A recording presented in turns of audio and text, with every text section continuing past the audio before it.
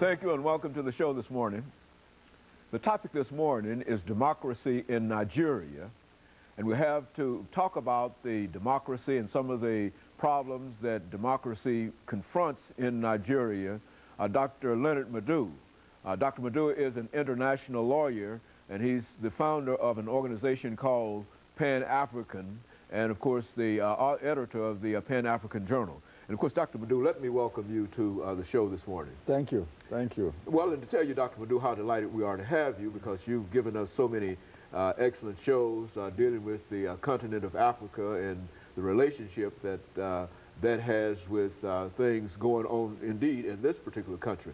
Let's start off, Dr. LMadu, by talking about the topic this morning, talking about democracy in Nigeria. And if you will, why don't you give us some information in reference to how democracy came to Nigeria and the evolution of democracy at this particular point in Nigeria? Well, of course, democracy is not something new to Nigeria. When Nigeria became independent, you know, it established a democratic system of government based on the British parliamentary system, you know, with a ceremonial president and an executive prime minister and the legislature. Following the 1966 military, coup that overthrew the civilian government, Nigeria became a country that was governed, by a ruthless and rapacious military clique for over 30 years. They succeeded in handing over power in 1979, came back in '83 and took over again. Since then, the army remained in power till 1999, when the president political dispensation started. It's not been easy, and it's not easy, for a country that has been under the yoke and oppressive nature of military governments everywhere, to find itself suddenly, transformed into a society where people can speak freely and engage in political activities. So it's been rough since 1999, to say the least. It's not been an easy experiment after so many years, of being under the thumb of a military dictatorship. Exactly, clique of military officers who accomplished nothing but loot the treasury.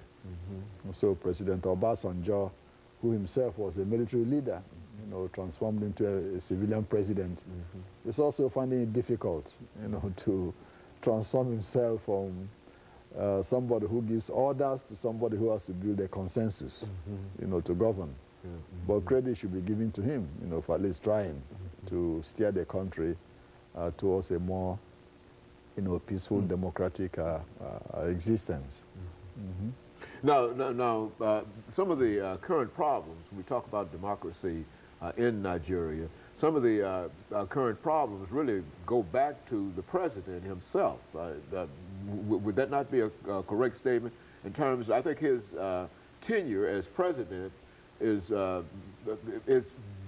constitutionally up soon, and there's some belief that perhaps he might not be willing, perhaps because of his military nature or whatever, he might not be willing to perhaps give up, in a constitutional sense, the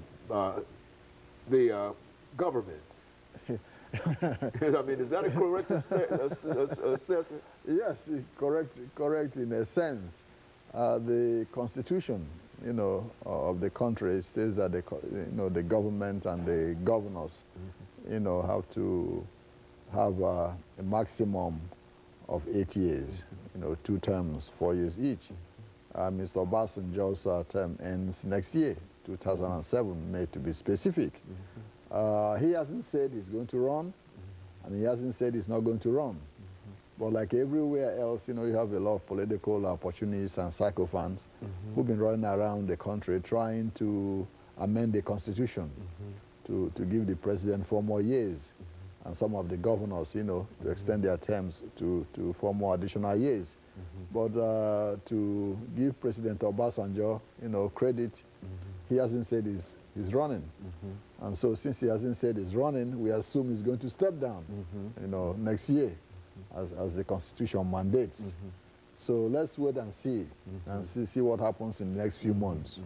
you know, before we make a determination on whether he wants a third term or not. But all indications are, you know, that he will not run, you know, but you never know. Well, and of course, we've got about 20 seconds before we end this segment for today. But when we come back, Dr. LMadu, let's see if we can have you to talk about some of the possibilities if he decides to run and be elected again. And of course, we'll be back with our audience following this very, very short commercial break.